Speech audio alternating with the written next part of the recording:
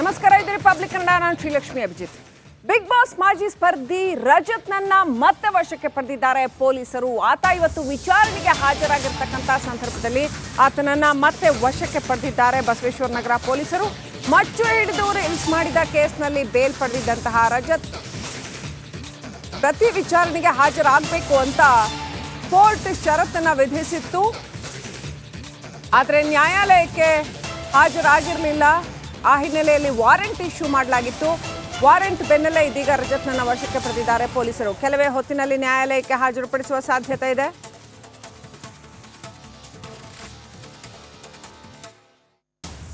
ನ್ಯಾಯಾಲಯ ಕೊಟ್ಟ ನಿರ್ದೇಶನದ ಪ್ರಕಾರ ಆತ ಹಾಜರಾಗಬೇಕಿತ್ತು. ಪ್ರತಿ ವಿಚಾರಣೆಗೂ ಕೂಡ ಹಾಜರಾಗಿಲ್ಲ. ಆದ್ರಿಂದ ವಾರೆಂಟ್ ಇಶ್ಯೂ ಮಾಡಿ ವಶಕ್ಕೆ ಪಡೆದಿದ್ದಾರೆ. ನೋಡಿ, ಮಚ್ಚಿಡ್ದು ಮಾಡೋ ಶೋಕಿಗೆ ಇಷ್ಟೆಲ್ಲ ಬೇಕಾ ಅನ್ನೋ ಪ್ರಶ್ನೆ ಹೇಳುತ್ತೆ. ಏನು ಮಾಡಬೇಕು, ಏನು ಮಾಡಬಾರ್ದು ಅನ್ನೋ ಪ್ರಜ್ಞೆ ಇರಬೇಕಾಗತ್ತೆ. ಅದು ಮನರಂಜನಾ ಕ್ಷೇತ್ರ ಇರಲಿ, ಯಾವುದೇ ಕ್ಷೇತ್ರ ಇರಲಿ, ತಾನು ಏನು ಮಾಡ್ತಾ ಇದ್ದೀನಿ, ಸಾಮಾಜಿಕವಾಗಿ ಇದರ ಪರಿಣಾಮ ಏನಾಗುತ್ತೆ ಅನ್ನೋ ಎಚ್ಚರ ಇಲ್ಲದೆ ಇದ್ರೆ ಕಾನೂನು ಕ್ರಮ ಕೈಗೊಳ್ಳುತ್ತೆ. ಇನ್ನಷ್ಟು ಅಪ್ಡೇಟ್ ಪಡ್ಕೊಳ್ಳೋಣ. ನಮ್ಮ ಪ್ರತಿನಿಧಿ ಮಾದೇಶ್ ಲೈವ್ ಕನೆಕ್ಟ್ ಆಗಿದ್ದಾರೆ. ಮಾದೇಶ್, ರಜತ್ನನ್ನ ಬಸವೇಶ್ವರ ನಗರ ಪೊಲೀಸರು ಮತ್ತೆ ವಶಕ್ಕೆ ಪಡೆದುಕೊಂಡಿದ್ದಾರೆ ಅಂತ. ಈಗ ಮುಂದೆ ಯಾವ ರೀತಿಯಲ್ಲಿ ವಿಚಾರಣೆ ಮಾಡ್ತಾರೆ? ಮತ್ತೆ ಏನು ಕಸ್ಟಡಿಗೆ ಕೇಳ್ತಾರಾ ಅಥವಾ ಮುಂದೆ ಹೇಗಿರುತ್ತೆ ಕಾನೂನಿನ ಪ್ರಕ್ರಿಯೆ?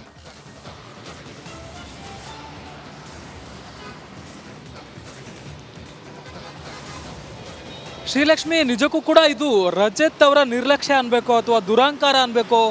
ಜೈಲಿಗೆ ಹೋಗಿ ಬಂದರೂ ಕೂಡ ಇಷ್ಟೆಲ್ಲ ನಿರ್ಲಕ್ಷ್ಯ ಯಾಕೆ ಅನ್ನೋಂಥ ಪ್ರಶ್ನೆ ಮಾಡಲೇಬೇಕಾಗುತ್ತೆ.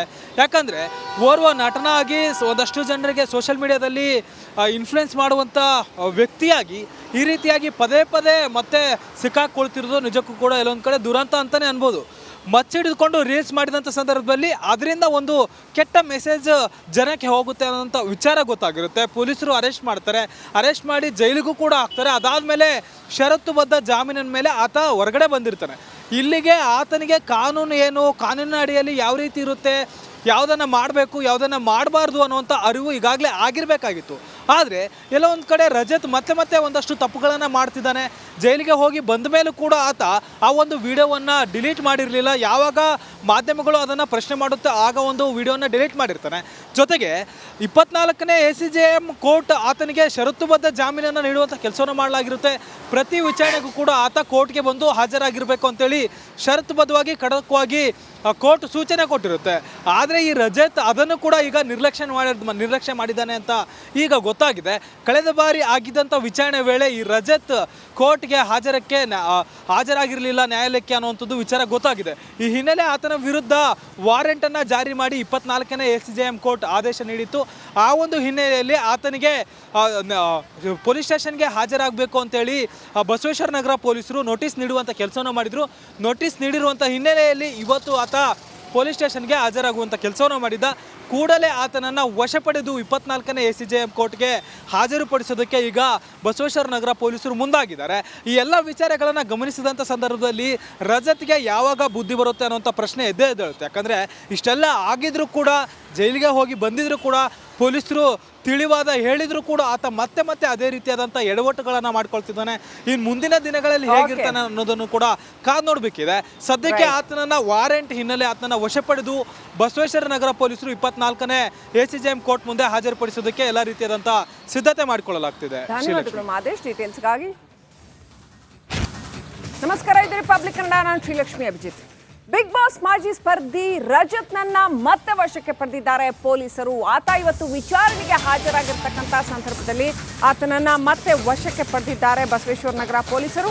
ಮಚ್ಚು ಹಿಡಿದು ರೀಲ್ಸ್ ಮಾಡಿದ ಕೇಸ್ನಲ್ಲಿ ಬೇಲ್ ಪಡೆದಿದ್ದಂತಹ ರಜತ್ ಪ್ರತಿ ವಿಚಾರಣೆಗೆ ಹಾಜರಾಗಬೇಕು ಅಂತ ಕೋರ್ಟ್ ಷರತ್ತನ್ನ ವಿಧಿಸಿತ್ತು. ಆದರೆ ನ್ಯಾಯಾಲಯಕ್ಕೆ ಹಾಜರಾಗಿರಲಿಲ್ಲ. ಆ ಹಿನ್ನೆಲೆಯಲ್ಲಿ ವಾರೆಂಟ್ ಇಶ್ಯೂ ಮಾಡಲಾಗಿತ್ತು. ವಾರೆಂಟ್ ಬೆನ್ನಲ್ಲೇ ಇದೀಗ ರಜತ್ನನ್ನ ವಶಕ್ಕೆ ಪಡೆದಿದ್ದಾರೆ ಪೊಲೀಸರು. ಕೆಲವೇ ಹೊತ್ತಿನಲ್ಲಿ ನ್ಯಾಯಾಲಯಕ್ಕೆ ಹಾಜರುಪಡಿಸುವ ಸಾಧ್ಯತೆ ಇದೆ.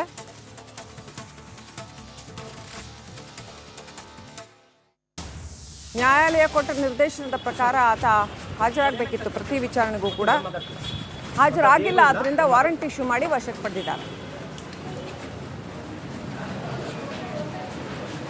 ನೋಡಿ, ಮಚ್ಚಿಡ್ದು ಮಾಡೋ ಶೋಕಿಗೆ ಇಷ್ಟೆಲ್ಲ ಬೇಕಾ ಅನ್ನೋ ಪ್ರಶ್ನೆ ಹೇಳುತ್ತೆ.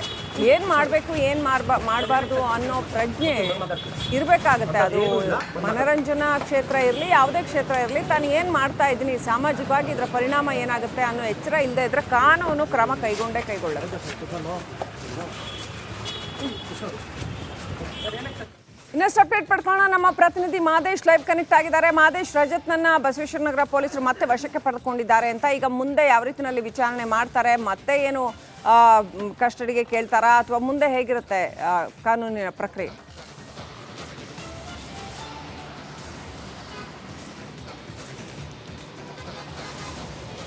ಶ್ರೀಲಕ್ಷ್ಮಿ, ನಿಜಕ್ಕೂ ಕೂಡ ಇದು ರಜತ್ ಅವರ ನಿರ್ಲಕ್ಷ್ಯ ಅನ್ಬೇಕು ಅಥವಾ ದುರಾಂಕಾರ ಅನ್ಬೇಕು. ಜೈಲಿಗೆ ಹೋಗಿ ಬಂದರೂ ಕೂಡ ಇಷ್ಟೆಲ್ಲ ನಿರ್ಲಕ್ಷ್ಯ ಯಾಕೆ ಅನ್ನೋಂಥ ಪ್ರಶ್ನೆ ಮಾಡಲೇಬೇಕಾಗುತ್ತೆ. ಯಾಕಂದರೆ ಓರ್ವ ನಟನಾಗಿ ಒಂದಷ್ಟು ಜನರಿಗೆ ಸೋಷಿಯಲ್ ಮೀಡಿಯಾದಲ್ಲಿ ಇನ್ಫ್ಲುಯೆನ್ಸ್ ಮಾಡುವಂಥ ವ್ಯಕ್ತಿಯಾಗಿ ಈ ರೀತಿಯಾಗಿ ಪದೇ ಪದೇ ಮತ್ತೆ ಸಿಕ್ಕಾಕೊಳ್ತಿರೋದು ನಿಜಕ್ಕೂ ಕೂಡ ಎಲ್ಲೊಂದು ಕಡೆ ದುರಂತ ಅಂತಲೇ ಅನ್ಬೋದು. ಮಚ್ಚಿಡಿದುಕೊಂಡು ರೀಲ್ಸ್ ಮಾಡಿದಂಥ ಸಂದರ್ಭದಲ್ಲಿ ಅದರಿಂದ ಒಂದು ಕೆಟ್ಟ ಮೆಸೇಜ್ ಜನಕ್ಕೆ ಹೋಗುತ್ತೆ ಅನ್ನೋಂಥ ವಿಚಾರ ಗೊತ್ತಾಗಿರುತ್ತೆ. ಪೊಲೀಸರು ಅರೆಸ್ಟ್ ಮಾಡ್ತಾರೆ, ಅರೆಸ್ಟ್ ಮಾಡಿ ಜೈಲಿಗೂ ಕೂಡ ಹಾಕ್ತಾರೆ. ಅದಾದಮೇಲೆ ಷರತ್ತುಬದ್ಧ ಜಾಮೀನಿನ ಮೇಲೆ ಆತ ಹೊರಗಡೆ ಬಂದಿರ್ತಾನೆ. ಇಲ್ಲಿಗೆ ಆತನಿಗೆ ಕಾನೂನು ಏನು, ಕಾನೂನಿನ ಅಡಿಯಲ್ಲಿ ಯಾವ ರೀತಿ ಇರುತ್ತೆ, ಯಾವುದನ್ನು ಮಾಡಬೇಕು ಯಾವುದನ್ನು ಮಾಡಬಾರ್ದು ಅನ್ನುವಂಥ ಅರಿವು ಈಗಾಗಲೇ ಆಗಿರಬೇಕಾಗಿತ್ತು. ಆದರೆ ಎಲ್ಲೋ ಒಂದು ಕಡೆ ರಜತ್ ಮತ್ತೆ ಒಂದಷ್ಟು ತಪ್ಪುಗಳನ್ನು ಮಾಡ್ತಿದ್ದಾನೆ. ಜೈಲಿಗೆ ಹೋಗಿ ಬಂದ ಮೇಲೂ ಕೂಡ ಆತ ಆ ಒಂದು ವಿಡಿಯೋವನ್ನು ಡಿಲೀಟ್ ಮಾಡಿರಲಿಲ್ಲ. ಯಾವಾಗ ಮಾಧ್ಯಮಗಳು ಅದನ್ನು ಪ್ರಶ್ನೆ ಮಾಡುತ್ತೆ ಆಗ ಒಂದು ವಿಡಿಯೋನ ಡಿಲೀಟ್ ಮಾಡಿರ್ತಾನೆ. ಜೊತೆಗೆ 24ನೇ ACJM ಕೋರ್ಟ್ ಆತನಿಗೆ ಷರತ್ತುಬದ್ಧ ಜಾಮೀನನ್ನು ನೀಡುವಂಥ ಕೆಲಸವನ್ನು ಮಾಡಲಾಗಿರುತ್ತೆ. ಪ್ರತಿ ವಿಚಾರಣೆಗೂ ಕೂಡ ಆತ ಕೋರ್ಟ್ಗೆ ಬಂದು ಹಾಜರಾಗಿರಬೇಕು ಅಂತೇಳಿ ಷರತ್ತುಬದ್ಧವಾಗಿ ಖಡಕ್ವಾಗಿ ಕೋರ್ಟ್ ಸೂಚನೆ ಕೊಟ್ಟಿರುತ್ತೆ. ಆದರೆ ಈ ರಜತ್ ಅದನ್ನು ಕೂಡ ಈಗ ನಿರ್ಲಕ್ಷ್ಯ ಮಾಡಿದ್ದಾನೆ ಅಂತ ಈಗ ಗೊತ್ತಾಗಿದೆ. ಕಳೆದ ಬಾರಿ ಆಗಿದ್ದಂಥ ವಿಚಾರಣೆ ವೇಳೆ ಈ ರಜತ್ ಕೋರ್ಟ್ಗೆ ಹಾಜರಾಗಿರಲಿಲ್ಲ ನ್ಯಾಯಾಲಯಕ್ಕೆ ಅನ್ನುವಂಥದ್ದು ವಿಚಾರ ಗೊತ್ತಾಗಿದೆ. ಈ ಹಿನ್ನೆಲೆ ಆತನ ವಿರುದ್ಧ ವಾರೆಂಟನ್ನು ಜಾರಿ ಮಾಡಿ 24ನೇ ACJM ಕೋರ್ಟ್ ಆದೇಶ ನೀಡಿತ್ತು. ಆ ಒಂದು ಹಿನ್ನೆಲೆಯಲ್ಲಿ ಆತನಿಗೆ ಪೊಲೀಸ್ ಸ್ಟೇಷನ್ಗೆ ಹಾಜರಾಗಬೇಕು ಅಂತೇಳಿ ಬಸವೇಶ್ವರ ನಗರ ಪೊಲೀಸರು ನೋಟಿಸ್ ನೀಡುವಂಥ ಕೆಲಸವನ್ನು ಮಾಡಿದರು. ನೋಟಿಸ್ ನೀಡಿರುವಂಥ ಹಿನ್ನೆಲೆಯಲ್ಲಿ ಇವತ್ತು ಆತ ಪೊಲೀಸ್ ಸ್ಟೇಷನ್ಗೆ ಹಾಜರಾಗುವಂಥ ಕೆಲಸವನ್ನು ಮಾಡಿದ್ದ. ಕೂಡಲೇ ಆತನನ್ನು ವಶಪಡೆದು 24ನೇ ACJM ಕೋರ್ಟ್ಗೆ ಹಾಜರುಪಡಿಸೋದಕ್ಕೆ ಈಗ ಬಸವೇಶ್ವರ ನಗರ ಪೊಲೀಸರು ಮುಂದಾಗಿದ್ದಾರೆ. ಈ ಎಲ್ಲ ವಿಚಾರಗಳನ್ನು ಗಮನಿಸಿದಂಥ ಸಂದರ್ಭದಲ್ಲಿ ರಜತ್ಗೆ ಯಾವಾಗ ಬುದ್ಧಿ ಬರುತ್ತೆ ಅನ್ನೋಂಥ ಪ್ರಶ್ನೆ ಎದ್ದೇ ಎದ್ದೇಳುತ್ತೆ. ಯಾಕಂದರೆ ಇಷ್ಟೆಲ್ಲ ಆಗಿದ್ರೂ ಕೂಡ, ಜೈಲಿಗೆ ಹೋಗಿ ಬಂದಿದ್ರೂ ಕೂಡ, ಪೊಲೀಸರು ತಿಳಿವಾದ ಹೇಳಿದ್ರು ಕೂಡ ಆತ ಮತ್ತೆ ಅದೇ ರೀತಿಯಾದಂಥ ಎಡವಟ್ಟುಗಳನ್ನು ಮಾಡ್ಕೊಳ್ತಿದ್ದಾನೆ. ಇನ್ನು ಮುಂದಿನ ದಿನಗಳಲ್ಲಿ ಹೇಗಿರ್ತಾನೆ ಅನ್ನೋದನ್ನು ಕೂಡ ಕಾದು ನೋಡಬೇಕಿದೆ. ಸದ್ಯಕ್ಕೆ ಆತನನ್ನು ವಾರೆಂಟ್ ಹಿನ್ನೆಲೆ ಆತನನ್ನು ವಶಪಡೆದು ಬಸವೇಶ್ವರ ನಗರ ಪೊಲೀಸರು 24ನೇ ACJM ಕೋರ್ಟ್ ಮುಂದೆ ಹಾಜರುಪಡಿಸೋದಕ್ಕೆ ಎಲ್ಲ ರೀತಿಯಾದಂಥ ಸಿದ್ಧತೆ ಮಾಡಿಕೊಳ್ಳಲಾಗ್ತಿದೆ. ಧನ್ಯವಾದಗಳು ಮಾದೇಶ್ ಡೀಟೇಲ್ಸ್ಗಾಗಿ. ನಮಸ್ಕಾರ, ಇದು ರಿಪಬ್ಲಿಕ್ ಕನ್ನಡ. ನಾನು ಶ್ರೀಲಕ್ಷ್ಮಿ ಅಭಿಜಿತ್. ಬಿಗ್ ಬಾಸ್ ಮಾಜಿ ಸ್ಪರ್ಧಿ ರಜತ್ನನ್ನ